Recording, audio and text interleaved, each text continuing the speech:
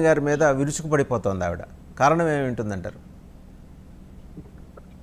Sir ముందుగా నాకు అవకాశం ఇచ్చిన 90 యజమానానికి మీకు అలాగే ఛానల్ ఉన్నటువంటి కూడా శుభోదయం తెలియజేసుకుంటూ సార్ మాట్లాడతారు సార్, ఇలాంటి వాళ్ళు చాలా మంది మాట్లాడతారు, ఇంకా చాలా మంది మాట్లాడతారు, దానికి అన్నిటికి కూడా సమాధానాలు చెప్పుకుంటూ ఎవరో ఎవరో సార్ వినబడుతుందా?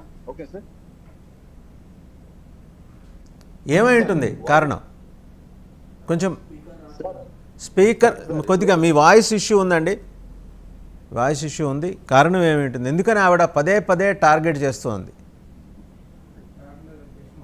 అదే పూనం కౌర్ టార్గెట్ సార్. ఆ స్టేట్ ఎందుకంటే పూనం కౌర్ అంశం ఈ రోజు ట్వీట్ చేసిన విషయం కాదు సార్. పూనం కౌర్ నా లెక్క ప్రకారం 2018, 2017 నుంచే పూనం కౌర్ తరచుగా అప్పుడప్పుడు ఈమె నాటి ట్వీట్ సంధించడం చాలా కామన్. పూనం కౌర్ నేనైతే ఈ రోజు నుంచి మాట్లాడటం చెప్పట్లేదు. ఒకసారి కొన్ని మీడియా ఛానల్లో పంజాబీ అని చెప్పి కూడా సో కాల్డ్ తెలుగులో ఒక మీడియా కూడా ఒక ప్రోగ్రామ్ కూడా పెట్టడం జరిగింది. సో విశ్వ ప్రయత్నాలు లేకపోతే ఏదో ఒకటి మనిషి మీద ఏదో ఒకటి మాట్లాడడం, ఏదో ఒకటి చేయడం అనేది ఒక ప్రయత్నంగా పూనం కౌర్ గారు అప్పుడప్పుడు నాకు ట్వీట్స్ పెడుతూ ఈయన మీదే కాకుండా మన దిలీప్ గారి మీద కూడా ట్వీట్స్ పెడుతూ అప్పుడు ఆ ఆనందం పొందుతూ ఉంటుంది. ఈ రోజు ఇప్పటికి అది సార్ ఇప్పటికిప్పుడు వచ్చి మాట్లాడాల్సిన అవసరం ఏమి అన్నప్పుడు ఎక్కడో నేను కాసేపు లైవ్ లైట్ లో ఉండాలా, నన్ను గురించి 10 మంది మాట్లాడుకోవాలా, ఇలాంటి చర్చలు పెట్టాలా, ఏదో పూనం కౌర్ గురించి ఏదో జరిగిపోతుందని కూడా రాష్ట్రంలో అందరూ మాట్లాడుకుంటా ఉండాలా అనేది ఒక ప్రాసెస్ గా ఈ రోజు ఇది జరుగుతుంది. నాట్ ఓన్లీ వాళ్ళ జనసేన చీఫ్ మీదే కాదు, ఎవరు సెలబ్రిటీ స్టేటస్ లోకి వెళ్ళి ఎవరు ఒక స్థాయికి వెళ్ళినా కానీ ఇమీడియట్ గా వాళ్ళని ఏదో రకంగా డీఫేమ్ చేయడానికి ఇలాంటి వాళ్ళు చాలా మంది దిగుతూ అంటారు. ఈ రోజు పూనం కౌర్ 2017 నుంచి నాకు బాగా తెలుసు, 2017 నుంచి ఇలాంటి పనులే చేస్తా ఉంది. ఆమె ఎక్కడ కూడా డైరెక్ట్ గా ఎవరి పేరు ఎక్కడ ప్రస్తావించరు, లేకపోతే డైరెక్ట్ గా ఆయన గురించి ఎక్కడ మాట్లాడరు. ఇలాంటి ట్వీట్లు చేసుకుంటూ ఆమె ఆనందం పొందుతూ ఉంటుంది. దీన్ని అసలు కన్సిడర్ చేసే పరిస్థితిలో పబ్లిక్ అయితే ఫస్ట్ ఆఫ్ ఆల్ లేదు ఇక్కడ. ఎందుకంటే పవన్ కళ్యాణ్ గారి యొక్క 3 పెళ్లిల యొక్క ప్రస్తావన ఏదైతే ఉందో అది జగన్మోహన్ రెడ్డి గారు వివరించినట్టు ప్రజలకి నాకు తెలిసి బహుశా భారతదేశంలో ఏ రాజకీయ నాయకుడు కూడా అటువంటి దాన్ని వివరించలేదు. చిన్న పిల్లల దగ్గరికి స్కూల్ దగ్గరికి వెళ్ళినప్పుడు కూడా 3 పిల్లలు అని మాట్లాడినటువంటి ఏకైక వ్యక్తి జగన్మోహన్ రెడ్డి గారు. ఈ రోజు ఆ తర్వాత వాళ్ళ సైడ్ నుంచి ఎటువంటి స్పందన వచ్చిందో పబ్లిక్ నుంచి కూడా ఈ రోజు చూసినట్టయితే ఆయన పబ్లిక్ ఈ రోజు యాక్సెప్ట్ చేశారు. జనసేనకి 21 సీట్లు రావడం జరిగింది, 2 ఎంపీ సెగ్మెంట్ జరిగింది. దట్ మీన్స్ ఏదైనా ఒక అలిగేషన్ అనేటప్పుడు ఆ సిచ్యువేషన్ లో ఆ వేడి మీద ఉన్నప్పుడు దానికి ఫ్యాక్ట్స్ అలాంటివన్నీ జోడించి దాని గురించి మాట్లాడితే ఏమన్నా దాని గురించి ఆలోచిస్తారు కానీ అలాంటివన్నీ ఏమీ లేకుండా ఎప్పుడో నాకు ఉన్న సందర్భంలో నేను ఒకటి వేసుకుంటాను, నేను ఒక ట్వీట్ వేస్తాను, దీనివల్ల ఒక చర్చనీయాంశం జరగాల అని మాట్లాడడం మాత్రం చాలా చాలా పొరపాటు. ఇప్పుడు ఇలాంటి మాట్లాడినా ఆ స్టేజ్ దాటి వెళ్ళిపోయారు సార్, ఆ స్టేజ్ దాటి వెళ్ళిపోయారు. ఈ రోజు పబ్లిక్ లో అందరికీ తెలుసు, ఎవరన్నా ఒక వ్యక్తి ఒక మంచి స్థాయికి వెళ్తున్నారు అంటే ఇమీడియట్ గా ఇట్ ఇస్ వెరీ అన్ఫార్చునేట్ ఇలాంటి వాళ్ళు వచ్చి ఇలాంటి ట్వీట్స్ చేయడం. నేను అంటే ఆవిడ ట్వీట్ చేయడానికి గల నేపథ్యం మీకు తెలుసు. ఈ రోజు నుంచి 4 రోజుల పాటు మీ కార్యక్రమాలు ఉన్నాయి. ఈరోజు దీపారాధన, రేపు మళ్ళీ నగర సంకీర్తన, ఎల్లుండి భజన కార్యక్రమం. కంప్లీట్గా హిందూయిజాన్ని అడాప్ట్ చేసి హిందూ ఓటుని కన్సాలిడేట్ చేసుకుంటూ టీడీపీకి బీజేపీకి రాష్ట్రంలో చెక్ పెట్టడం కోసం పవన్ కళ్యాణ్ గారు ఈ కార్యక్రమాలు చేస్తున్నారనే ఒక మాట కూడా సోషల్ మీడియాలో అనిపిస్తుంది. నిజమేనంటారా? పవన్ కళ్యాణ్ గారు చతుర్మాస దీక్ష అని చెప్పి 41 రోజులు భారతదేశంలో ఏ హిందూ రాజకీయ నాయకుడు కానీ, లేకపోతే బీజేపీలో ఉన్న నాయకులు కానీ, లేకపోతే ఆర్ఎస్ఎస్ లో ఉన్నటువంటి నాయకులు కానీ, లేదు ఎవరన్నా కానీ వీళ్ళు ఎవరన్నా కానీ నాకు తెలిసి ఒక రాజకీయ పార్టీ అధినేతగా చతుర్మాస దీక్షలు కానీ చాలా దీక్షలు వారాహి అమ్మవారికి సంబంధించిన దీక్షలు కానీ ఇలాంటివన్నీ కూడా ఆయన చేస్తూ వస్తున్నారు. అదేదో ఈ రోజు కొత్తగా చేసిన దీక్ష అయితే మాత్రం కాదు. పవన్ కళ్యాణ్ గారు దీక్షల గురించి మాట్లాడాలంటే నాకు తెలిసి ఆయన చేసినటువంటి దీక్షను అసలు మనకు కూడా తెలియదు ఇటువంటి దీక్షలు ఉంటుందని కూడా. దాని మీద ఎవరు రాజకీయంగా చేసి మాట్లాడినా, లేకపోతే దాని గురించి పిచ్చటికగా మాట్లాడినా, లేకపోతే దాని మీద కౌంటర్ చేసినా కానీ అది వాళ్ళతో వేస్తాం. ఎందుకంటే ఆయన హిందూయిజం ప్రమోట్ చేసుకోవాల్సిన అవసరం ఏముంది సార్? మోర్ ఓవర్ టీడీపీకి బీజేపీకి అన్న పాయింట్స్ లేవు ఇక్కడ. మీరు టీడీపీకి బీజేపీకి అనే పాయింట్స్ లేదు సార్. ఈ రోజు మీరు ఏమనుకోండి సార్, ఈ రోజు ఎంటైర్ నార్త్ కానీ మొన్నటువంటి ఈ మధ్య కాలంలో బీజేపీకి సంబంధించిన ఆర్ఎస్ఎస్ ప్రతినిధులు కూడా పవన్ కళ్యాణ్ గారికి కలిశారు. సనాతన ధర్మం బోర్డు రోడ్ మ్యాప్ కోసం ఒక వర్క్ జరుగుతుందని చెప్పి కూడా వాళ్ళు కూడా అఫీషియల్ గా అఫీషియల్ గా కూడా వాళ్ళు కూడా ట్వీట్ చేయడం జరుగుతా ఉంది. ఈ రోజు తమిళనాడు స్టేట్స్ లో కూడా చాలా మంది luckily you have a politician called Pawan Kalyan garu. It is very unfortunate. మా తమిళనాడులో ఇక్కడ టెంపుల్స్ ఉన్నా కానీ, ఇంత దాడులు జరుగుతున్నా కానీ మాట్లాడేదానికి ఒక నాయకుడు మాకు లేడు అని చెప్పి ఎంటైర్ తమిళనాడులో ఉన్నటువంటి వాళ్ళు కూడా ఎంతమంది ఫీల్ అవుతున్నారు. సో ఇది ప్యూర్లీ తమిళనాడు వాళ్ళు ఫీల్ అవ్వక్కర్లేదండి మహేష్ గారు. అక్కడ అన్నామలై అని ఒక ఫైర్ బ్రాండ్ ఉన్నాడు. సో వాళ్ళు ఫీల్ అవ్వక్కర్లేదు, ఫీల్ అవ్వరు కూడా వాళ్ళు. వాళ్ళకి అన్నామలై ఇంతకు మించి లోడెడ్ వర్డ్స్ తోటి తమిళనాడులో సెన్సిటైజేషన్ ప్రోగ్రామ్ మొదలెట్టాడు. సార్ హిందూ గురించి మాట్లాడాలంటే బీజేపీనే మాట్లాడాలా, హిందూ గురించి మాట్లాడాలంటే ఆర్ఎస్ఎస్ మాట్లాడాలా, హిందూ గురించి మాట్లాడాలంటే ఒక బ్రాహ్మణ కమ్యూనిటీ మాట్లాడాలా, హిందూ గురించి మాట్లాడాలంటే ఒక విశ్వ పరిషత్తు. అన్నామలై బ్రాహ్మణ్ కాదే, అన్నామలై బ్రాహ్మణ్ కాదే. అదే sir, BJP representation, RSS representation, లేకపోతే ఒక బ్రాహ్మణ్ రిప్రజెంటేషన్, లేకపోతే ఒక బజరంగ బలు, వీళ్ళే కాదు సార్. ఒక హిందూ గురించి, హిందూ దేవాలయ గురించి మాట్లాడడానికి ప్రతి భారతీయుడు సరిపోతాడు. ఈవెన్ ముస్లిం కూడా హిందూ గుళ్ళ మీద దాడి జరిగినప్పుడు మాట్లాడిన ముస్లింస్ చాలా మంది ఉన్నారు. ఈవెన్ క్రిస్టియన్స్ చాలా మంది మాట్లాడుతున్నారు. ఈ రోజు కూడా మీరు చూసినట్టయితే జనసేన పార్టీ ఏదైతే అధినేత ఉన్నారో మా కార్యక్రమంలో క్రిస్టియన్స్ పాల్గొంటున్నారు, మా కార్యక్రమంలో ముస్లింస్ పాల్గొంటున్నారు. ఇది ప్లీజ్ దయచేసి ఒక గుడి మీద జరిగిన దాడికి సంబంధించినటువంటి ఏదైతే జరుగుతా ఉందో దాని మీద సపోర్ట్ చేసేటప్పుడు దాని ఒక మతానికో ఒక కులానికో ముద్ర వేసి దాన్ని అక్కడితో ఆపడం కాదు అనేది సనాతన ధర్మం అనేది. చర్చిల మీద జరిగిన హిందూ మాట్లాడతాడు, లేకపోతే మసీదుల మీద జరిగిన హిందూ మాట్లాడతాడు. అదేలాగా హిందూ దేవాలయం మీద జరిగినా కూడా ఈ రోజు క్రిస్టియన్స్ మాట్లాడుతున్నారు, ఈ రోజు ముస్లింస్ మాట్లాడుతున్నారు. వీళ్ళెవరికీ కనబడిన మత రాజకీయం, వీళ్ళెవరికీ కనబడిన కుల రాజకీయము కేవలం కొంతమంది ఎక్కడో కూర్చొని 4 లైన్లు ట్వీట్లు చేసిన వాళ్ళకి కనబడుతుందంటే అది వాళ్ళ యొక్క విజ్ఞప్తే వదిలేస్తాం తప్ప ఈ రోజు దీని మీద మాట్లాడడానికి భారతదేశంలో చాలా మంది ఉన్నారు. దీని మీద స్పందిస్తున్న వాళ్ళు చాలా మంది ఉన్నారు. హార్డ్ కోర్ టెంపుల్స్ కోరుకునే వాళ్ళు, హిందూ మతం నిలబడాలనుకున్న వాళ్ళు చాలా మంది గురించి మాట్లాడుతున్నారు. ఎక్కడో ఒక ట్వీట్ వేస్తే సెలబ్రిటీస్ అయిపోతాం, ఎక్కడో ఒక ట్వీట్ వేస్తే నన్ను ప్రజల్లో గుర్తుపెట్టుకుంటారన్న వాళ్ళు చాలా మంది భారతదేశంలో తయారైనారు. రైట్, మళ్ళీ మీ దగ్గరికి వస్తాను. ఒకసారి తిరుపతిరావు గారు, పూడి తిరుపతిరావు గారు ఎరగలను. తిరుపతిరావు గారు, మొత్తానికి ఏంటంటే మీకు వైసీపీకి మధ్య ఉన్న ఒక సన్నటి థ్రెడ్ తెగిపోయింది నిన్న పేర్ని నాని గారు మాట్లాడిన తర్వాత. గవర్నర్, ముస్లిం అయిన ఒక గవర్నర్ని ప్రధానమంత్రి తన వెంబడి తీసుకెళ్ళినప్పుడు డిక్లరేషన్ ఎందుకు అడగలేదని పేర్ని నాని గారు నిన్న ఉగ్ర రూపం చూపించారు. సో మీరు నేరుగా ఫైట్కి దిగేశారా? ఎందుకంటే వాళ్ళు కూడా ఒకళ్ళొక్కళ్ళు రాజీనామాలు చేసుకుంటూ వచ్చేస్తున్నారు. ఇక నేరుగా మీ వైపు గన్ను గురి పెట్టారు కాబట్టి ఇంకా వాళ్ళ పని పట్టే కార్యక్రమంలో మీరు ఉంటారా? మిగిలిన రాష్ట్రాల్లో చేసినట్టే వైసీపీని రాష్ట్రం నుంచి తరిమేసే కార్యక్రమం మొదలెడతారా మీరు కూడా? ఇంకా మీరు ఇన్ ది సెన్స్ బీజేపీ. అందరికీ నమస్కారం. వాసుదేవన్ గారు, భారతీయ జనతా పార్టీ అన్ని దీర్ఘకాలిక ప్రణాళికలతో ముందుకెళ్తుంది. అంతేగాని ఏదో ఒక రాష్ట్రంలో ఒక ప్రాంతీయ పార్టీ పర్టికులర్గా వాళ్ళు ఏదో ఒక వ్యాఖ్యానం చేశారు అన్నటువంటి ఆలోచనతో వాళ్ళని టార్గెట్ చేయడం, లేకపోతే వాళ్ళు చేయలేదు అన్నటువంటి ఆలోచనతో వాళ్ళని టార్గెట్ చేయకపోవడం, ఇట్లాంటిది ఏమీ ఉండదు వాసుదేవన్ గారు.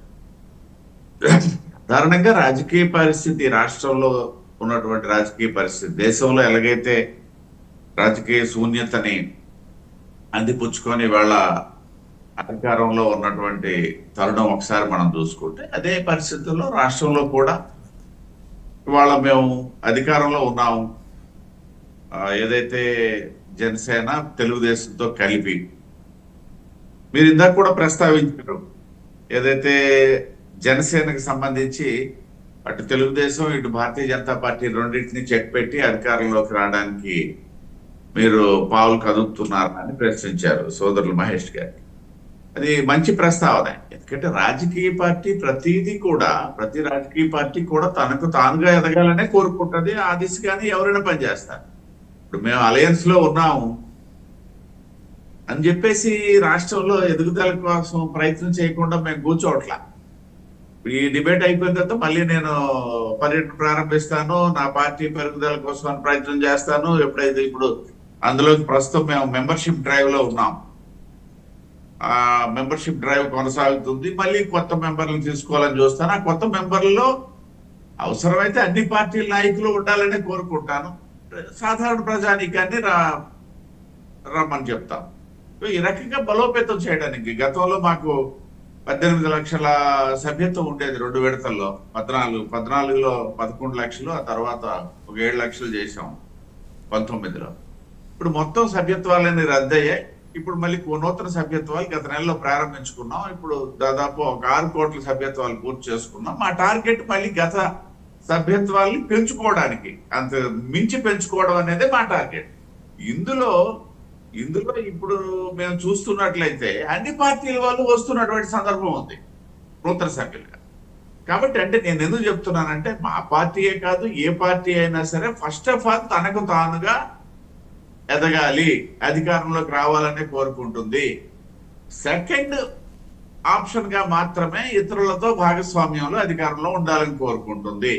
అంతే తప్పిస్తే ఎవరు ఇంకొక విషయం ఏంటంటే, మీరు ప్రస్తావించినటువంటిది తెలుగుదేశం వర్సెస్ జనసేన ఆలోచన ఎలాగున్నా సరే, భారతీయ జనతా పార్టీ వర్సెస్ జనసేన పవన్ కళ్యాణ్ గారి ఆలోచనలు అయితే మాత్రం భారతీయ జనతా పార్టీ వైపు నుండి కొంచెం భిన్న కోణంలోనే మేము చూస్తాం.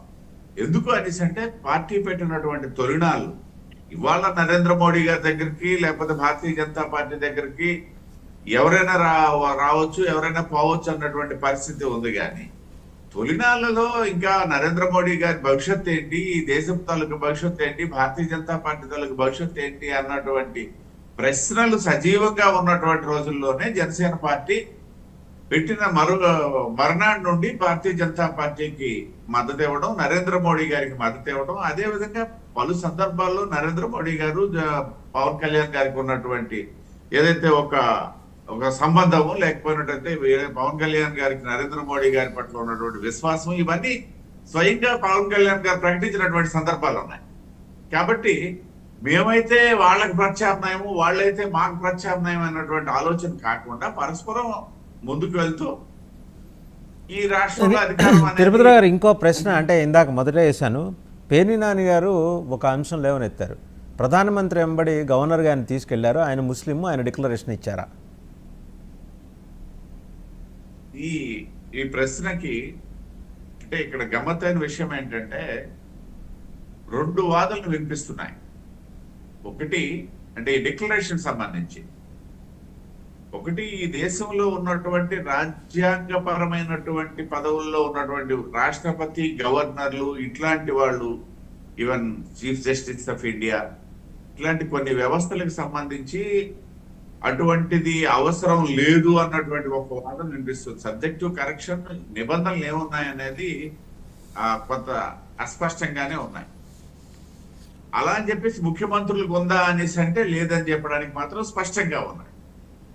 ఇక్కడ మనం ఆలోచించాల్సింది ఏంటనేసి అంటే, ప్రధానమంత్రి గారు ఈ రాష్ట్ర ప్రథమ పౌరుడు. ఈ రాష్ట్ర ప్రథమ పౌరుడు ఆనాటి జగన్మోహన్ రెడ్డి గారు లేకపోతే ఈవేళ చంద్రబాబు నాయుడు గారు కాదు కదా. ప్రథమ పౌరుడిగా మళ్ళీ మనం గవర్నర్ గారినే గుర్తిస్తాం. కాబట్టి ఈ నేపథ్యంలో అది సహజంగా ఒక రాజకీయ పార్టీ నిన్న గర్పెట్టి మాకు ఎదురుపెట్టడం కాదు, ఇంత ముందు కూడా చాలా వరకు మాట్లాడారు. ఇవాళ ఏదైతే తిరుమల ఇష్యూకి సంబంధించినటువంటి నడుస్తున్నటువంటి సందర్భంలో రెండోది ఏంటంటే, నేను నిన్నటి ఒక కథనం చదివాను. ఏదైతే జగన్మోహన్ రెడ్డి గారు తనకున్నటువంటి 11 మంది పార్లమెంట్ లో రాజ్యసభ సభ్యుల ఆధారంగా భారతీయ జనతా పార్టీని నిలువరించాలనుకున్నారు, లేకపోయినట్టయితే నిరోధించాలనుకున్నారు. అది ఇప్పుడు జరిగే పని కాదు. ఆల్మోస్ట్ వాళ్ళు 3 వెళ్ళిపోయారు, ఇంకో 3 ఏమవుతారో తెలియదు, ఇంకో 6 ఏమవుతారో తెలియనటువంటి పరిస్థితుల్లో ఉంది. కాబట్టి ఖచ్చితంగా రాజకీయ శత్రుత్వానికే ప్రయారిటీ ఇస్తారు అన్నటువంటి కూడా కథనం తాలూకా సారాంశం. మేము కూడా దాన్నే స్వాగతిస్తాం. ఎందుకు అనేసి అంటే, వాసుదేవన్ గారు పలు సందర్భాల్లో ఈ రాష్ట్రంలో వాళ్ళ అధికారంలో ఉన్నటువంటి 5 సందర్భాల్లో మమ్మల్నే కదా మేమేదో ఆయనకు సహాయం చేస్తున్నాం. మేము చేసేది కేంద్ర ప్రభుత్వం వర్సెస్ రాష్ట్ర ప్రభుత్వాన్ని ఎన్నిసార్లు మొత్తుకున్నా వైసీపీకి సహాయం చేస్తున్నాం అన్నటువంటి ఆలోచన ఎస్టాబ్లిష్ అయినటువంటి నేపథ్యంలో ఒక కార్యకర్తగా ఖచ్చితంగా వైసీపీతో విరోధాన్నే కోరుకుంటాం. వాళ్ళు కూడా కోరుకోవాలనే మేము అనుకుంటున్నాం. వాళ్ళు కూడా ఎక్కడైనా మాకు బీజేపీ కేంద్ర స్థాయిలో సపోర్ట్ చేస్తుందని మాట్లాడితే అంగీకరించే ప్రశ్నే లేదు. కాబట్టి దాన్ని కూడా మేము స్వాగతిస్తున్నాం.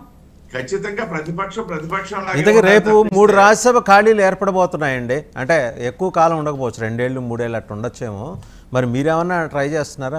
మళ్ళీ మీకు ఈ పరిమళ నత్వాని, ఇలా జత్వాని, ఇలా ఈ పేర్లతో ఉన్న వాళ్ళని దింపుతారు కదా మీరు రంగంలో? అధికారులు ఇటు కూటమిని పరిపాలిస్తున్న వాళ్ళు ఎవరున్నా సరే, జగన్మోహన్ రెడ్డి ఉన్నా మీరు దింపుతారు, చంద్రబాబు ఉన్నా దింపుతారు.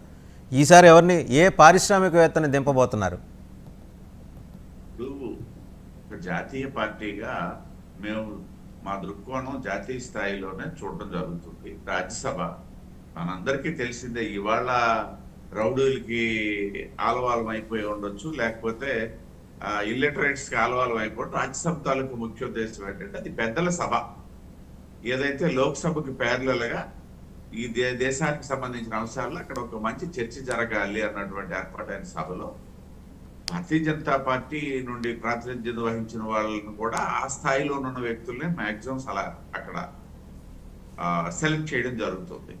అదే నేపథ్యంలో కొంతమంది ఇండివిజువల్స్ ను కూడా పెద్దల సభలో ఉన్నట్లేదు. మీరు చూసే ఉంటారు, గతంలో ఈ నామినేటెడ్ రాజ్యసభలో నామినేటెడ్ వాళ్ళకి ఉన్నటువంటి, లోక్సభలో నామినేటెడ్ సభ్యులు ఉంటారు కదా, వాళ్ళ సెలక్షన్ లో గతంలో ఉన్నటువంటి పారామీటర్స్, భారతీయ పార్టీ తీసుకుంటున్నటువంటి పారామీటర్స్ ఒకసారి ఆలోచించేటప్పుడు ఆ స్థానాలకి న్యాయం జరగాల.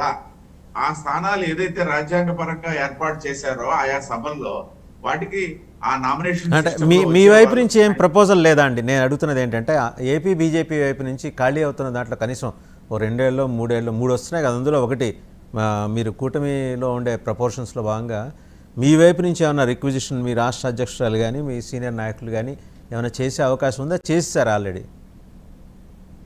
ప్రస్తుతానికైతే నా వద్ద దానికి సంబంధించి సమగ్రమైన సమాచారం లేదు. ఆ అవకాశం అయితే ఉండదు అనుకుంటున్నాను. ఎందుకంటే 3 కాబట్టి వస్తున్నటువంటి సమాచారం ఆధారంగా చూస్తే అందులో ఒకటి మా మిత్రపక్షం జనసేనకి ఇవ్వడానికి ప్రయత్నం జరుగుతుందని చెప్పేసి, అదే పేర్లు ఏమైనా వినిపిస్తున్నాయి అనుకోండి నాగబాబు దగ్గర నుండి వేర్వేరువి. కాబట్టి ప్రస్తుతానికైతే ఆ ప్రశ్న ఉత్పన్నం అవ్వదని చెప్పేసి నేను అనుకుంటున్నాను. భవిష్యత్తులో పార్లమెంట్లో ఏదైనా ప్రశ్న అడిగినప్పుడు దానికి సమాధానాలు ఇచ్చేప్పుడు ఈ సందర్భం ఉత్పన్నం కాదు, ఈ ప్రశ్న ఉత్పన్నం కాదన్నట్టు చెప్పారు.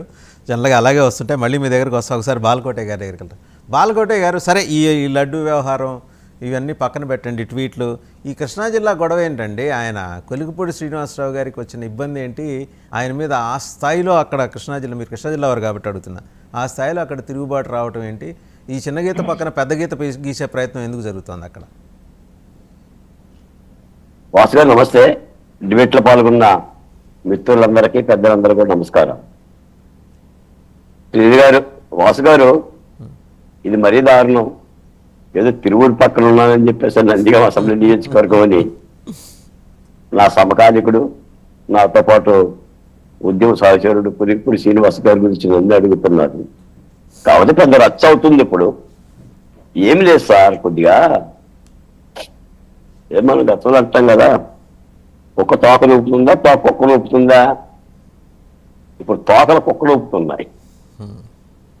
ఇప్పుడు పాపం ఆ తిరువూరు అసెంబ్లీ నియోజకవర్గంలో కార్యకర్తలు అంటే రక్త మాంసాలండి. ఏ పార్టీకైనా కార్యకర్త అంటేనా రక్త మాంసాలు. కాబట్టి ఆ కార్యకర్త, స్వపార్టీ కార్యకర్తలే పెద్ద ఎత్తున ఫిర్యాదులు చేయటం, కొన్ని చాలా ఆరోపణలు రావటం. ఒక తిరువూరు ఎమ్మెల్యేనే కాదు, 3-4 నియోజకవర్గాల నుంచి వస్తుంది. ముఖ్యమంత్రి కూడా ఆ దృష్టి పెట్టాడు. మీకు మొట్టమొదటి ఉప ముఖ్యమంత్రి ఎమ్మెల్యేలకు చాలా చెప్పారండి గట్టిగా. ఎందుకంటే ప్రజలు చాలా బాధ్యత ఇచ్చారు మనకి. 124 సీట్లు అంటే అది గర్వం అని అర్థం కాదు, మరింత బాధ్యతను అర్థం చేసుకోండి. మీరు తప్పు చేయమాకండి, తప్పుడు పనులు అసలు చేయమాకండి అని చెప్పారు. మరి నాకు తెలిసి సాధారణంగా ఏంటంటే చాలా బాధ్యతగా ఉండాలి.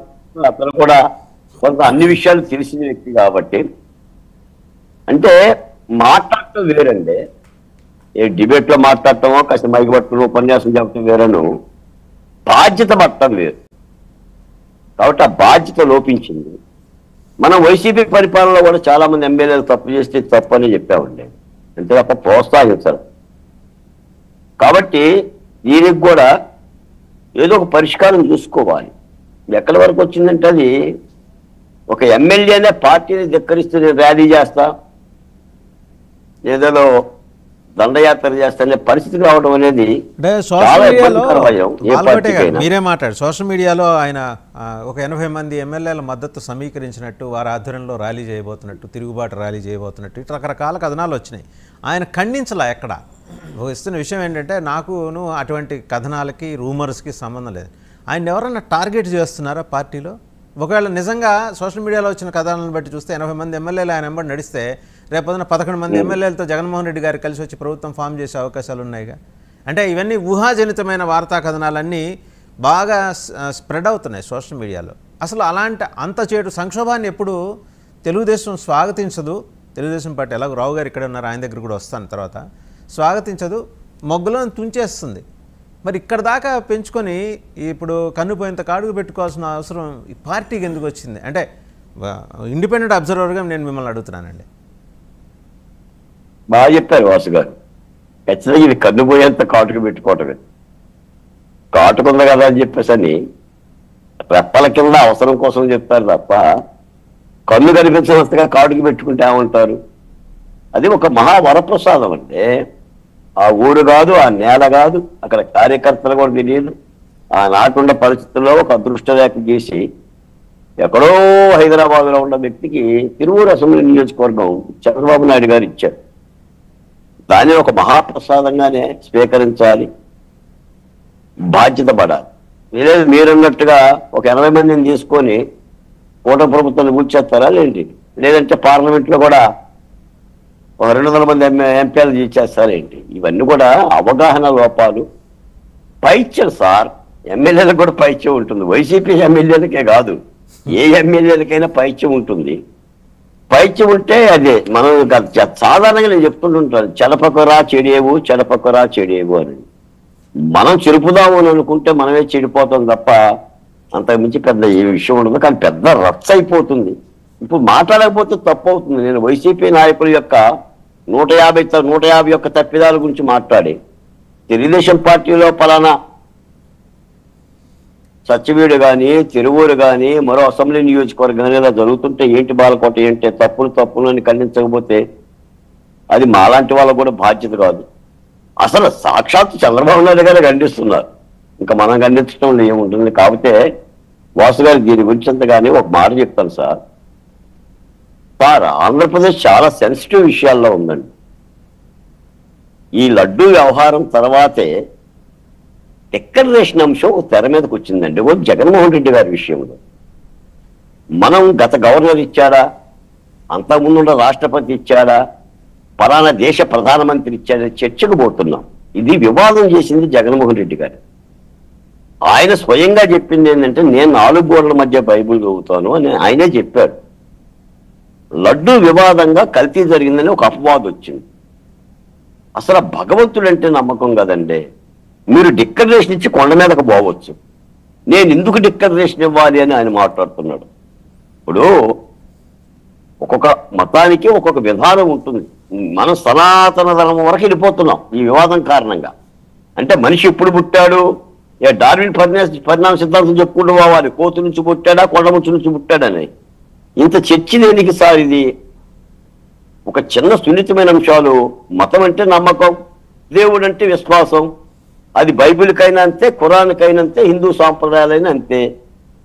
మీరు లడ్డూలు అపవిత్రం చేయాలా, విచారణ ఎదుర్కోండి, మీ దేవుడి దగ్గరికి వెళ్ళాలి, పెట్టండి, అది మీకే గౌరవం. డిక్లరేషన్ మీద సంతకం పెడితే, డిక్లరేషన్ మీద సంతకం పెట్టడం అంటే జగన్మోహన్ రెడ్డి గారు ఆస్తులు రాసి ఇవ్వటం కాదు.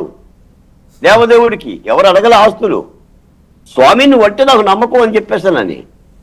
చాలా హిందూ సాంప్రదాయాల్లో దేవాలయాల్లో, పవిత్రమైన దేవాలయాల్లో చాలా సాంప్రదాయాలు ఉంటాయి. కొన్ని ఆలయాల మహిళల బోరు ప్రవేశం లేదు, కొన్ని ఆలయాల్లో తెల్ల వస్త్రాలతో పోవాలి, ముస్లిం ఆలయాల్లో అయితే అసలు ప్రవేశం లేదు, క్రిస్టియన్ ఆలయాల్లో నిబంధనలు ఉన్నాయి. నేను బొట్టు కాటుగా పెట్టుకొని గుళ్ళో చర్చిలో పోతానంటే చర్చ యాక్సెప్ట్ చేస్తుందా? బొట్టు కాటుగా పెట్టుకొని వెళ్తానంటే, గడ్డం పెట్టుకొని టోపీ పెట్టుకొని నేను ఎక్కడికో పోతాను అల్లా అని చెప్పేసి నేను చర్చిలోకి వెళ్ళి అంటానంటే యాక్సెప్ట్ చేస్తుందా? ఇప్పుడు సెక్యులరిజం అంటేనే పరమత సహనం. డిక్లరేషన్ మీద సంతకం పెట్టే సెక్యులరిజం నా దృష్టిలో. నేను ఈ మాట చెప్పదలుచుకున్న జగన్మోహన్ రెడ్డి గారికి, డిక్లరేషన్ మీద సంతకం పెట్టడమే సెక్యులరిజం. భారత రాజ్యాంగంలో పరమతాలను గౌరవించమని ఉంది, అది రాజ్యాంగ ప్రతిల. మీరేదో సాదాసీదా వ్యక్తి అయితే మిమ్మల్ని ఎందుకు అడుగుతారు? మీరు 4 గోడల మధ్య చదివినా, 40 గోడల మధ్య చదివినా, బైబిల్ చదివినా, చదవకపోయినా, కూర్చొని చదివినా, నిలబడి చదివినా ఎందుకు అడుగుతారు? మీరు ఒక అధినేత కాబట్టి, పైపచ్చి లడ్డు వివాదం వచ్చింది కాబట్టి దీన్ని చూడాలి అంతే తప్ప దీన్ని పదే పదే పదే పదే అసలు ఈ మతం జోలి. అదే నాకు వచ్చిన చిక్కలు ఏంటంటే జగన్మోహన్ రెడ్డి గారి పరిపాలన అంటే గత 5 ఏళ్ల పరిపాలన కులం మీద దాడి చేశాడు. అసలు ఈ రాష్ట్రం నుంచి కమ్మల్ని ఎల్లగొట్టే ప్రయత్నం చేశాడు. ఆయన అంటున్నారు కదా సార్, మీరు అన్నారు కదా, కులం చూడం, మతం చూడం, రాజకీయాలు చూడం. మరి చూడనప్పుడు డిక్లరేషన్ మీద సంతకం పెట్టడానికి ఏమైంది? మీ కులం లేదు కదా. మళ్ళీ ఇప్పుడు ఏమన్నారు మీరు? నేనే బైబిల్ చదువుకుంటున్నాను. మరి బైబిల్ చదువుకున్న వాళ్ళు గంగాస్థానం వెళ్ళిపోయి తీర్థం తీసుకుని హిందువుకి ఎట్ట మారారండి? ఎన్ని మతాలు కావాలి జగన్మోహన్ రెడ్డి గారికి చెప్పండి?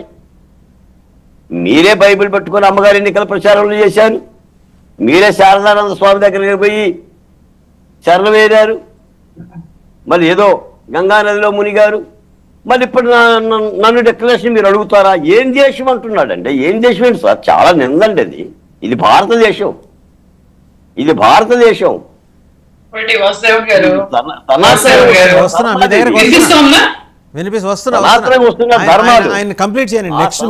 ధర్మాలని, ఆ సనాతన ధర్మాలను గనక మనం గనక గౌరవించకపోతే ఏ దేశంలోనే ఉన్నాయా? ఈ దేశంలోనే ఉన్నాయా? ఈ దేశంలోనే ఉంటాయి. భారతదేశం కర్మభూమి. భారతదేశంలో ఇప్పుడు ఆకారం, ఆహార్యం. వాసుగారు మీదొక ఆకారం, నాదొక ఆకారం, మీదొక ఆహార్యం, నాదొక ఆహార్యం. దేవుళ్ళు కూడా అలాగనే, సాంప్రదాయాలు కూడా అలాగనే, దేవాలయాలు కూడా అలాగే. మీరు వేసుకునే సొక్క నా పనికిరాదండి. నా సైజు సొక్క నాకే ఉండాలి. చాలా తప్పు చేస్తున్నారండి జగన్మోహన్ రెడ్డి గారు. అధికార పక్షంగా పాలనలో నాసిరకం పరిపాలన చూపించాడు, ప్రతిపక్షంగా కూడా వివాదాలు పెట్టి నాసిరకమైన వివాదం చేస్తారు. రైట్, ఇప్పుడు సుజాత గారు మాట్లాడతారు ఒకసారి. కాబట్టి ఇవన్నీ కూడా చాలా తప్పు. మతం మీద దాడి చేస్తే చాలా దుర్మార్గమైన తీరు. భగవంతుని గౌరవించాలి.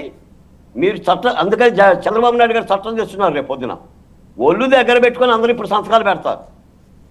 ఏ ఆచారమైనా, ఏ దేవాలయం చట్టం రావాలి. చాలా చక్కని పని చేస్తుంది కూటమి ప్రభుత్వం. ఆ చట్టం వస్తే ఈ వితండవాదాలుగా ఫుల్ స్టాప్ పడుతుంది. రైట్, మీరు ఈ గుళ్ళు గోపురాలు ఈ వ్యవహారాల మీద ఉండండి. సూపర్ 6 పక్కన పెట్టేయండి అనే మాట కూడా సోషల్ మీడియాలో వస్తుంది. మళ్ళీ వస్తాం మీ దగ్గరికి. సుజాత గారి దగ్గరికి వెళ్దాం. సుజాత గారు, వెంకటరెడ్డి లీక్స్ మైన్స్ డైరెక్టర్, ఆయన అరెస్ట్ అయిన తర్వాత మొత్తం 10 మంది జాబితా ఇచ్చేశాడంట. అందులో 1 నుంచి 9 వరకు జగన్మోహన్ రెడ్డి గారి పేరే ఉందట. అంటే ఆ స్థాయిలో ఉన్నాయి అభియోగాలు. వాళ్ళ సొంత ఆమె చెల్లెలు ఆవిడ కూడా ఏంటంటే, ఆవిడకేదో మైన్స్ లీజ్ కంటిన్యూయేషన్ కోసం, రెన్యువల్ చేయడం కోసం జగన్మోహన్ రెడ్డి గారు నిరాకరించేసరికి సోనియా గాంధీ గారికి ఇంతసాడు రిపోర్ట్ ఇచ్చిందంట. ఆమె ఇక్కడికి ఫోన్ చేసి చెబుతోందట, చంద్రబాబు గారికి ఫోన్ చేసి చెబుతుంది. ఇవన్నీ టాలే, మరి మీ దాకా వచ్చినాయా? రెండోది, గవర్నర్ గారు సంతకం పెట్టలేదు. అది కాదు, మీరు బీజేపీ తోటి డైరెక్ట్ ఫైట్కి దిగారా? నిన్నటిదాకా చెలిమి చేసిన బీజేపీ తోటి ఈరోజు డైరెక్ట్ ఫైట్కి దిగారు. వాసుదేవన్ గారు, ఒకటి ఏంటంటే 1000 మంది పాపులతోటైనా కలిసి ఉండొచ్చు కానీ ఎదుటి వాడి మీద అబద్ధాలు చెప్పి పాపాలు చేసేటువంటి వాడిని మాత్రం నమ్మకూడదు. ఇప్పుడు చంద్రబాబు నాయుడు గారు ఎలక్షన్స్ కు ముందే ఏది ల్యాండ్ టైటిలింగ్ యాక్ట్ అని చెప్పేసి అది భూములు తీసేసుకుంటున్నారని ప్రజలందరినీ భయభ్రాంతులకి గురి చేసి, ఆ తర్వాత ఎలక్షన్ అయిపోయిన తర్వాత మళ్ళీ ఆయన భూ సంస్కరణ చట్టం తీసుకొచ్చారు. సో ఎదుటి వాళ్ళ మీద అబాండాలు వేసి, ఇప్పుడు లడ్డూలు కూడా అదే, ఒక్కదానికి సమాధానం ఉండదు. ఎక్కడ కల్తీ జరిగిందంటే చెప్పడం ఉండదు. లేకపోతే మళ్ళీ ఇప్పుడు లడ్డూ కల్తీని మళ్ళీ డిక్లరేషన్ దాని మీద డైవర్ట్ చేయడం, డిక్లరేషన్ దాని మీద ఏమి, ఆయన హిందూ కుటుంబంలో పుట్టాడు చంద్రబాబు నాయుడు గారు. సో మరి ఆయన చర్చికి వెళ్ళేటప్పుడు ఆయన డిక్లరేషన్ ఇచ్చాడా? మసీదుకి వెళ్ళేటప్పుడు ఆయన ఏమైనా డిక్లరేషన్ ఇచ్చాడా? ఇక్కడ ఇచ్చాడా? నిబంధనలు ఉంటే ఇస్తారు. నిబంధనలు లేవు కదా. ఆయన వెళ్ళిన చర్చిలు మసీదులో ఆ నిబంధనలు లేవు కాబట్టి ఇవ్వలేదు. ఆయన ఉంటే ఇస్తారు.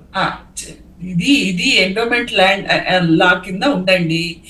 ఈయన ఏమన్నా అన్య మతాల్లో ఈయన ప్రచారం చేయడానికి వెళ్ళినప్పుడు గాని, ఎక్కడ మసీదులకి వెళ్ళినప్పుడు గాని, ఇఫ్తార్ విందులకి వెళ్ళినప్పుడు గాని ఎక్కడన్నా డిక్లరేషన్ ఇచ్చాడా? మేము అడిగేది అది. ఇది ఎవరో మీకేమన్నా జగన్మోహన్ రెడ్డి గారి మీద ఎలాంటి, జగన్మోహన్ రెడ్డి గారు చాలా అద్భుతంగా పరిపాలన చేశారనేది ప్రజలందరికీ తెలుసు.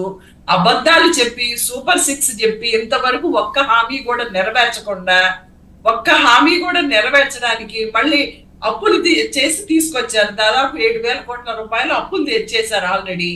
సో ఇన్ని అప్పులు చేసినా గానీ ఒక్క హామీ కూడా నెరవేర్చలేనటువంటి దుర్పరిస్థితిలో ఈ రోజు కూటమి ప్రభుత్వం ఉంది. దీన్ని ఎలా డైవర్ట్ చేయాలా అని చెప్పేసి జగన్మోహన్ రెడ్డి గారి మీద మతం అనేటువంటి దాని మీద రాజకీయాన్ని ఒక అగ్గిపుల్లను అంటించి బట్టగాల్చి మీద వేశారు. దాన్ని మీడియాలు, ఎల్లో మీడియాలు, లేకపోతే ఈ పవన్ కళ్యాణ్ గారు ఉన్నారు కదా, ఆయన సనాతన ధర్మం ఎంత గొప్పదంటే ఆయన సనాతన ధర్మం ఆయన వ్యక్తిగత జీవితాన్ని కూడా చెప్పుకోలేనటువంటి దరిద్రమైనటువంటి సనాతన ధర్మం ఆయన పాటిస్తాడు. మరి ఈయన పెద్ద సంస్కర్త, ఈయన ధర్మ సంస్కర్త. ఆయన జీవితమే ఒక అధర్మ మార్గంలో నడిచేటువంటి జీవితం అయింది. ఈయన ధర్మాన్ని పాటిస్తాడు. మళ్ళీ ఈయన చెప్తాడు, ఈ సోకాళ్ళు ఉప ముఖ్యమంత్రి గారు మరి మసీదుకి వెళ్ళారు, చర్చికి వెళ్ళారు, నేను బీఫ్ తిన్నాను అన్నాడు. మరి ఆయన ఏమన్నా ఆ రోజు డిక్లరేషన్ ఇచ్చాడా? చెప్పండి. వీటన్నిటికీ సమాధానాలు ఉండవు.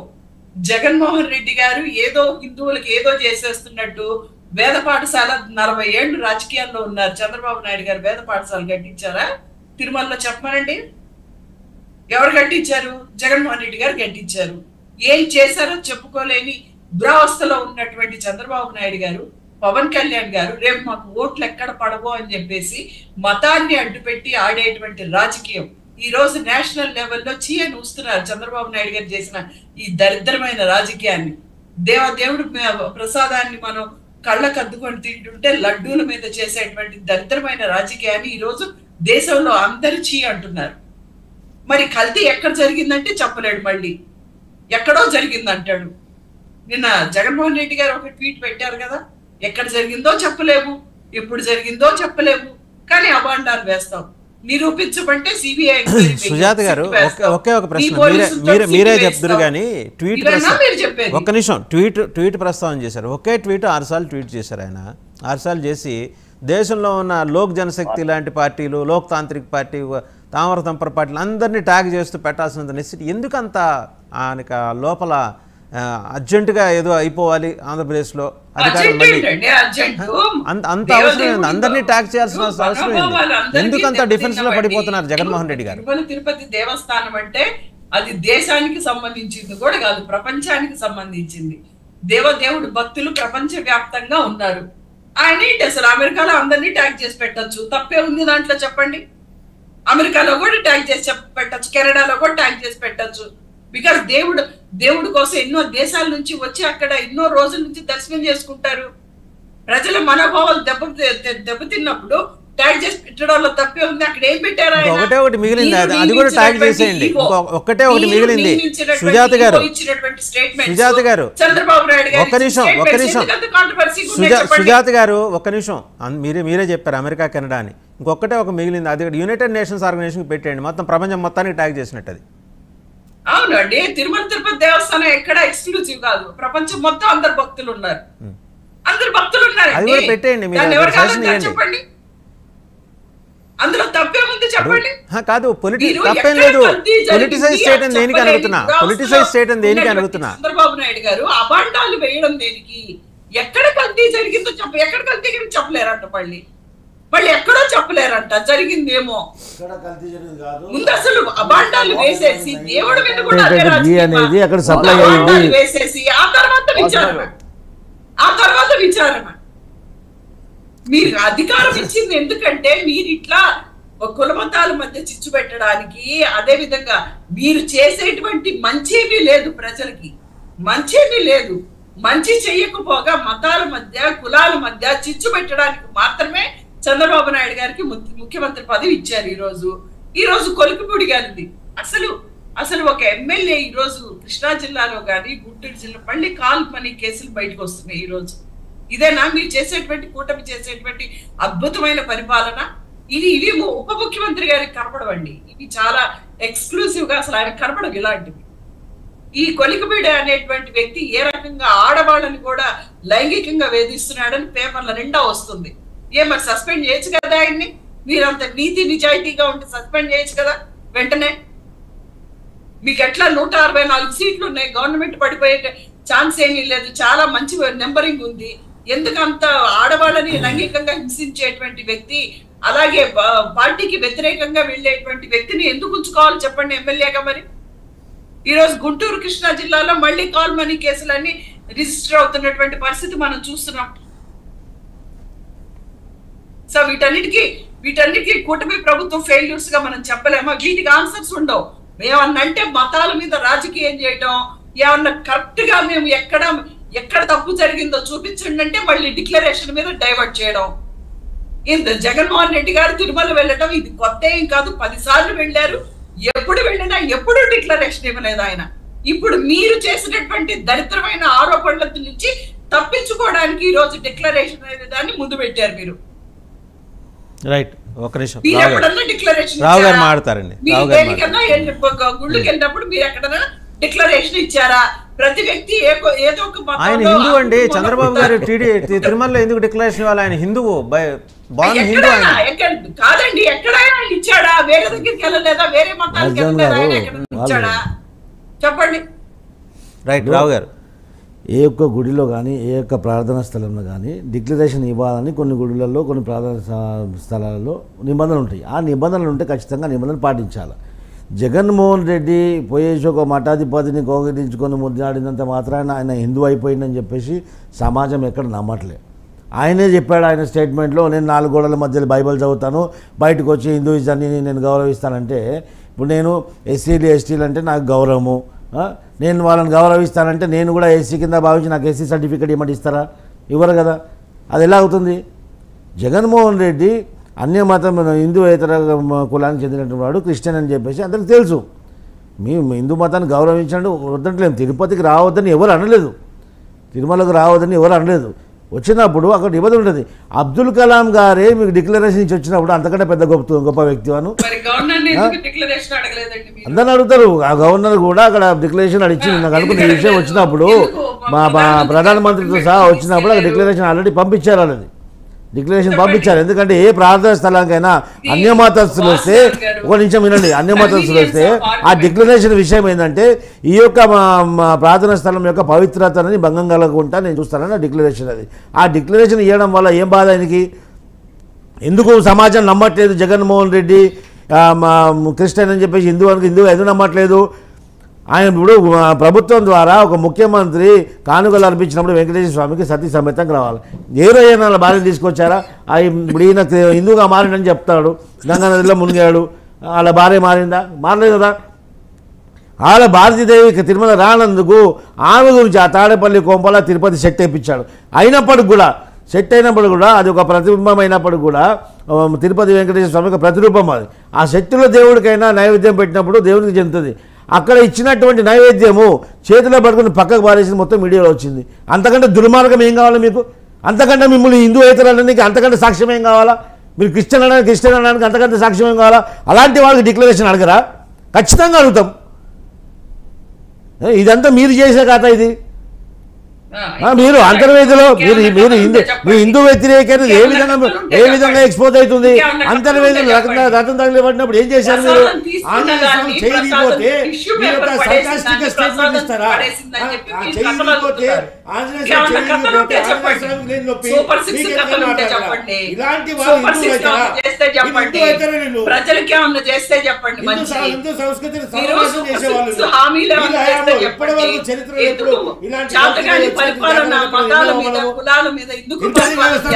పట్టించారు. హిందూ ఏతరులను బోర్డులో తీసుకొచ్చారు. ఆ వైవి సుబ్బారెడ్డి కరుణాకర్ రెడ్డికి హిందువుల వాళ్ళు వాళ్ళ కూతుర్ల పెళ్లి చేశారు.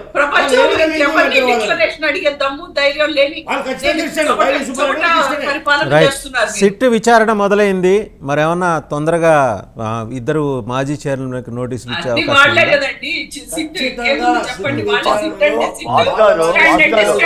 ఖచ్చితంగా విచారణ చేపడతాం. దోషులు ఎవరో దీంట్లో బాధ్యులు ఖచ్చితంగా ప్రజల ముందు తీసుకువెళ్తాం. ఇంకోటండి, జగన్మోహన్ రెడ్డి గారు తిరుమల ఒక్క నిమిషం తిరుమలకి జగన్ వస్తాడు అనగానే డిక్లరేషన్ బోర్డులు పెట్టారు. మళ్ళీ ఆయన రాగానే తీశారు. ఉంచొచ్చు కదా. అది ఎందుకని తీసేస్తున్నారు అవి? డిక్లరేషన్ అనేది అన్యమతస్థులు వస్తే ఖచ్చితంగా ఇవ్వాలని నిబంధన ఉంది. ఎవరైనా అన్యమతస్థులు వస్తే వాళ్ళు రేపు పొద్దున బీజేపీ నుంచి షానవాజ్ హుస్సేన్ వస్తాడండి, మరి ఆయన కోసం కూడా బోర్డు అట్టే ఉంచాలి. బోర్డులు ఎందుకు తీశారు ఎంబడే? అక్కడ కార్యకర్తలు పెట్టారు బోర్డులు అవి. తిరుమల దేవస్థానం తీశారు. వస్తాడు ఆయనతో మాట్లాడాను, ఆయనతో నేను నిన్న మాట్లాడా షానవాజ్ హుస్సేన్ తోటి. నేను తిరుమల దర్శించుకోవాలనుకుంటున్నానంటే మీరు డిక్లరేషన్ ఇచ్చి రావాలండి అని అన్నా. నేను వచ్చి పెడతానండి అని.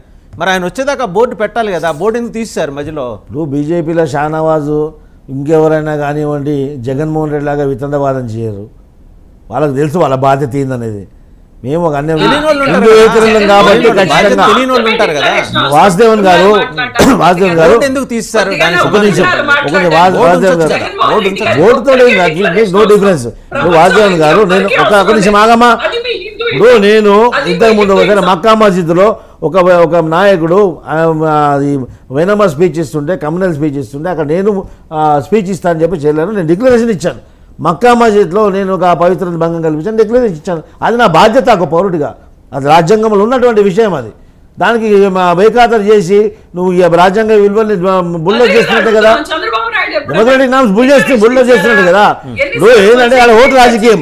నువ్వు అక్కడ కాదని నువ్వు డిక్లరేషన్ ఇస్తే నువ్వు హిందువు కాదని చెప్పేసి తెలుసని చెప్పేసి. ఒకసారి బాలకోటే గారు ఏదో చెప్పాలనుకుంటున్నారు. ఒక్క నిమిషం అండి, బాలకోటే గారు మీరు ఏదో చెప్పాలనుకుంటున్నారు.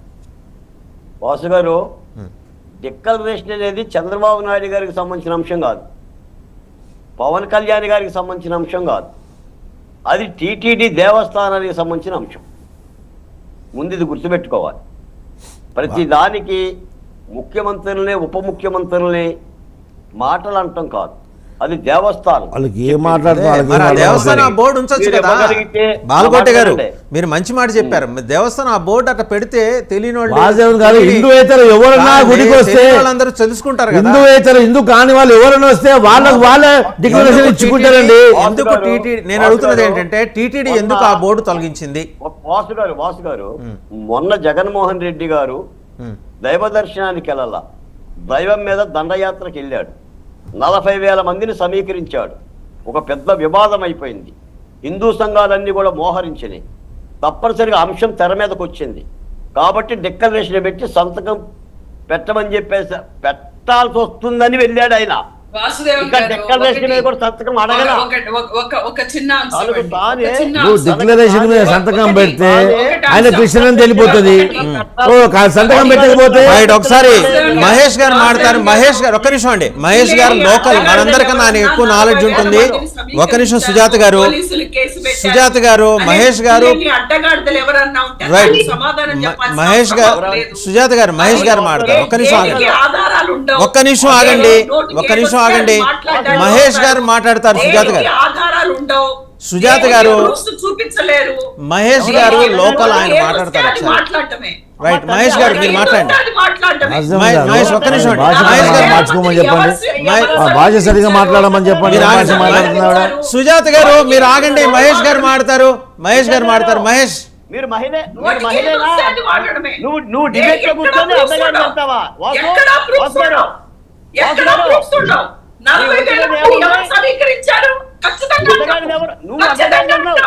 నీకు తెలుసా? నీకు అంటగాడిదా? అబద్ధాలు చెప్పేవాడు అంటగాడిదా? మీరు ఒకటి అబద్ధాలు చెప్పేవాడు అంటగాడిదా? 40,000 పార్టీలో ఎన్ని అడ్డగాడిదలు ఉన్నాయి? ఎవరు సమీకరించారు? నువ్వు బాధ్యత చూస్తూ కూర్చుంటావా? అడ్డగాడిదంటే ఏంటి చెప్పు. పార్టీలో ఎన్ని అడ్డగాడిదలు ఉన్నాయి? కూర్చుంటావా? అబద్ధాలు వాడితే చూస్తూ కూర్చుంటావా? 40,000 మందిని ఎవరు సమీకరించారు? నువ్వు చూసావా? మీరు ఆగండి సుజాత గారు, మీరు ఆగండి. మీరు ప్రశ్న వేశారు కదా, మీరు ఆగండి. సుజాత గారు ఆయన మాట్లాడినివ్వండి. మీరు ఆగండి, ఆయన మాట్లాడినివ్వండి. సుజాత గారు మీరు ఆగండి. ఎన్ని డిబేట్లను ఎన్ని అబద్ధాలు చెప్పినా మాకు తెలియదామా? మాట్లాడే సగమన్న అబద్ధాలు ఉంటాయి. ఒక్క నిమిషం ఆయన మాట్లాడండి. ఇటువంటి వాళ్ళని మీరు డిబేట్ వీళ్ళకి ఆదరిదో బండిరా మాట్లాడితే వాగితే ఇష్టం వచ్చినట్టు నువ్వు వాగితే మేము కూడా అనడానికి మాకు ఏం మాట్లాడారు? ఇష్టం వచ్చినట్టు ఎవరు 40 వేల మందిని సమీకరించారు? ఎవరు 40 వేల మందిని సమీకరించారు? చెప్పండి. నువ్వు చూసావా? సుజాత గారు మీరు ఆయన మాట్లాడివ్వండి. సుజాత గారు మీరు ఆయన మాట్లాడివ్వండి. మీరు మాట్లాడండి. మొత్తం అక్కడ పోలీసు ఎస్పీ చెప్పాడు, నేను చెప్పరా? ఎస్పీ చెప్పాడు 4 సమీకరించాడు కాబట్టి వివాదం జరుగుతుంది కాబట్టి.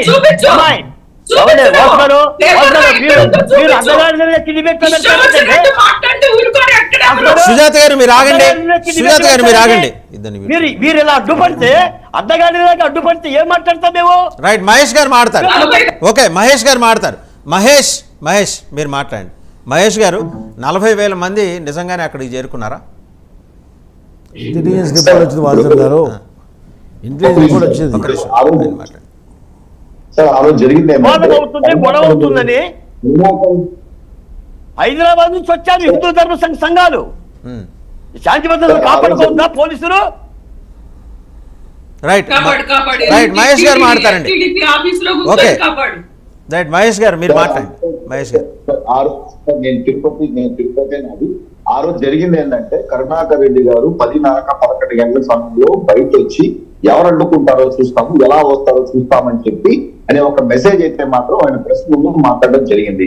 ఆయన మాట్లాడేటప్పుడు చాలా మంది నాయకులు అక్కడ ఉన్నారు. ఇంకోటి ఏంటంటే ఓవర్ జగన్మోహన్ రెడ్డి గారి పర్యటన వస్తున్నారు, అడ్డుకునే పరిస్థితి. కాబట్టి లోకల్ గ్రూప్స్ అంతా కూడా అంటే నేనేమో ఎక్కడ అయితే నేను విజయవాడ నుంచి కృష్ణా నుంచి రమ్మని చెప్పి కాదు, కానీ ఇన్నర్ నల్లూరు తిరుపతి ఎక్కడైతే చుట్టుపక్కల ఉన్నారో నియర్ బై చంద్రగిరికి వాళ్ళకి మంచి చంద్రగిరిలో చెవిరెడ్డి భాస్కర్ రెడ్డి గాని కరుణాకర్ రెడ్డి గాని ఎవరి చుట్టుపక్కల ఉన్నారో మీకు అందరూ కూడా దీని వచ్చి మీరు మద్దతు తెలపండి, మీరు ఖచ్చితంగా రండి అని చెప్పి లోకల్ గ్రూప్స్ లో కానీ వాళ్ళకున్న కమిషన్ గ్రూప్స్ లో కూడా పర్క్యులేట్ చేసుకోవడం జరిగింది.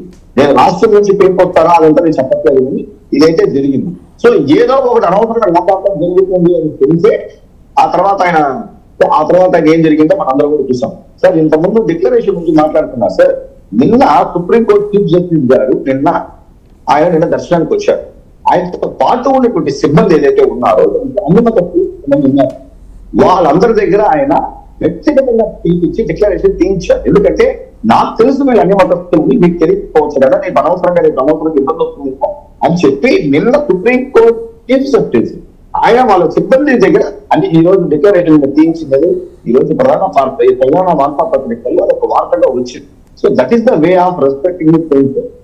జగన్మోహన్ రెడ్డి మీరు చెప్తున్నాను చూడండి సార్, జగన్మోహన్ రెడ్డి గారు ముఖ్యమంత్రి అయితే తప్ప ఆయన తిరుమలకి రాదు.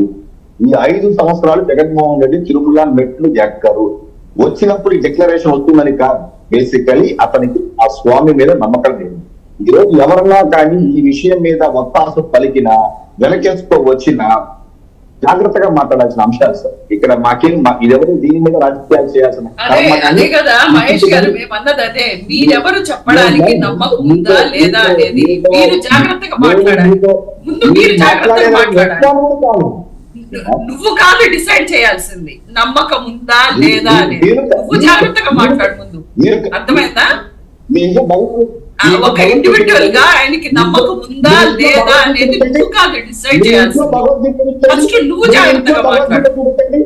మీ ఇంట్లో భగవద్గీత చూపించండి, మీ ఇంట్లో భగవద్గీత చూపించండి. ఎందుకంటే కూర్చున్నారు కదా, భగవద్గీత చూపించండి ఇంట్లో ఇంట్లో మీ ఇంట్లో భగవద్గీత తీసుకుంటండి. 2 minutes టైం ఇస్తాం, 5 నిమిషాలు టైం ఇస్తాం. మీ ఇంట్లో భగవద్గీత తీసుకుంటండి. మీ ఇంట్లో ఇంట్లో భగవద్గీత ఉంటుందో, నీకు ఖురాన్ ఉంటుందో, బైబుల్ ఉంటుందో అది నా వ్యక్తిగత విషయం.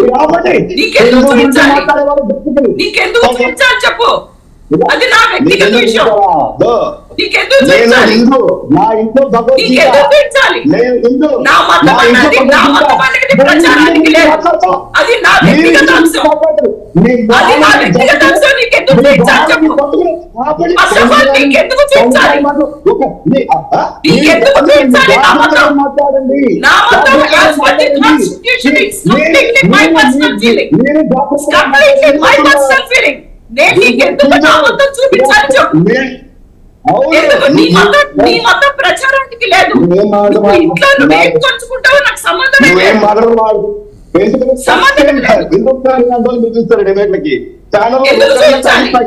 చూపించాలి చెప్పు. నా మతం నా ఇష్టం.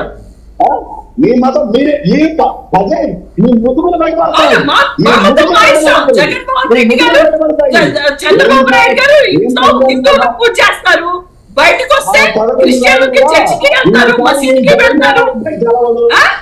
మరి ఆ రోజు అంటావా నీ ఇష్టం, నువ్వు భగవద్గీత పట్టుకొని రమ్మంటావా నువ్వు చెప్పు చంద్రబాబు నాయుడు గారు. రైట్, ఫైనల్ గా తిరుపతిరావు గారు ప్లీజ్ కంక్లూడ్. ఓకే సుజాత గారు, టైం కూడా అయిపోతుంది. తిరుపతిరావు గారు మాట్లాడతారు.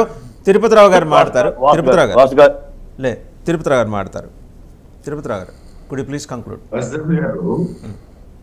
తిరుమలకి సంబంధించినటువంటి అంశంలో వైసీపీ వాదన ఎలా ఉంటుంది, కేవలం రాజకీయం చేయడానికి దాన్ని తీసుకున్నారు. No doubt. సుజాత గారు ఆయన మాట్లాడవండి, తిరుమలకి వెళ్ళడానికి జగన్మోహన్ రెడ్డికి ఇంట్రెస్ట్ లేదు, కేవలం రాజకీయం చేయడానికి మాత్రమే ఆయన ఐసం తీసుకున్నాడు. వెళ్ళేవాడు అయినట్టయితే, దమ్మున్నాడు అయినట్టయితే కావాలే వెళ్ళేవాడు. ఎందుకు ఒప్పుకోవాలా? దమ్ము ఉన్నట్లయితే జగన్మోహన్ రెడ్డి తిరుపతికి వెళ్ళగలిగినట్టయితే లడ్డు కల్తీని తెల్చండి, లడ్డులో జరిగిన కల్తీని తెల్చండి. మీరు దమ్ముంటే అది తెల్చండి. జగన్మోహన్ రెడ్డి గారు తిరుపతి వెళ్తాడా వెళ్ళడానికి కాదు, లడ్డులో కల్తీ జరిగింది అది తెల్చండి. డైవర్షన్ పాలిటిక్స్ చేయొద్దు. సుజాత గారు మీరు ఆయన మాట్లాడేవాడు. సుజాత గారు ఆయన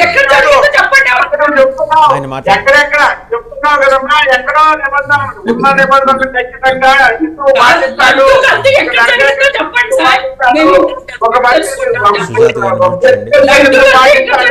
అదే విధంగా ఇక్కడికి వచ్చినటువంటి క్రిస్టియన్ పాటించాలా, పాటించకపోతే ఎవడబ్బా ఇదని పిలుకోవడానికి లేదు. ఖచ్చితంగా జగన్మోహన్ రెడ్డి రాజకీయం చేయాలనుకున్నాడు, చేశాడు. రాజకీయం తప్పిస్తే ఆయనకి భక్తి లేదు, లేకపోతే రాగలిగినటువంటి తమ్ముడు వచ్చి ఉంటే ఏం జరిగిందో తెలిసేది. ఎందుకు ఈ మేకపోతే గాంభీర్యాలు చెప్పండి, లేని వివాదం సృష్టించాలా. తర్వాత వాసుదేవన్ గారు ఇక్కడ కూడా ప్రస్తావించారు, ఆ బోర్డులు ఎందుకు తీసేశారని. అంటే తిరుమలలో సాంప్రదాయకంగా ఉన్న బోర్డులు కావాలి అవి. మొన్న ఏవైతే హిందూ సంఘానికి సంబంధించి కానీ లేకపోతే పార్టీలకు సంబంధించి కానీ జగన్మోహన్ రెడ్డి వ్యతిరేకిస్తూ పెట్టినటువంటి బోర్డులు కాబట్టి ఖచ్చితంగా అవి తొలగించాల్సిందే, ఉండడానికి లేదు. నిన్న మా సోదరుడు మహేష్ చెప్పారు, ఏదైతే చీఫ్ జస్టిస్ ఆఫ్ ఇండియా ఆయనతో పాటు వచ్చినటువంటి తిరుపతిరావు గారు ఒకే ఒక విషయం అండి, మీరే మాట్లాడండి. ఇప్పుడు నేను అమృత్సర్ స్వర్ణ దేవాలయానికి వెళ్ళినప్పుడు బయట బోర్డు ఉంటుంది, దట్ ఈస్ మ్యాండేటరీ. మీరు అన్యమతస్తులు ఎవరైనా వస్తే ఈ గురు గ్రంథ్ సాహిబ్ ఇక్కడ ఉన్న సంప్రదాయం ఇది, మీరు ఇది పాటించండి. తప్పే ఉంది, అలా పెట్టి తీసేయాల్సిన అవసరం ఉంది, పెట్టకుండా ఉండాల్సింది. చెప్తున్నా బోర్డు ఉండడం తప్పే నేను అనట్లే. నిన్న వచ్చినటువంటి బోర్డులు, నిన్న వేసినటువంటి బోర్డులు అవి ఈ కాంటెక్స్ట్ లో కాబట్టి తీసేశారని చెప్తున్నా. బోర్డు ఉండాలి, నిబంధన ఉండేటప్పుడు బోర్డు ఉండడం తప్పే ఉంది, ఉండాలి, ఖచ్చితంగా ఉంటది, దాని గురించి ఇబ్బంది ఏం లేదు. కాకపోతే నిబంధన ఉండేటప్పుడు ఒక స్థాయి వ్యక్తి పాటించకపోతే ఎవరు పాటిస్తారు, దేనికోసం అని విశ్వాసాలు ఏమవుతాయి, దాని ఆధారంగా కదా ఇప్పుడు చర్చ. రైట్ కోట మన బాల్గొట్టే గారు కైండ్లీ అండి కంక్లూడ్. బాల్గొట్టే గారు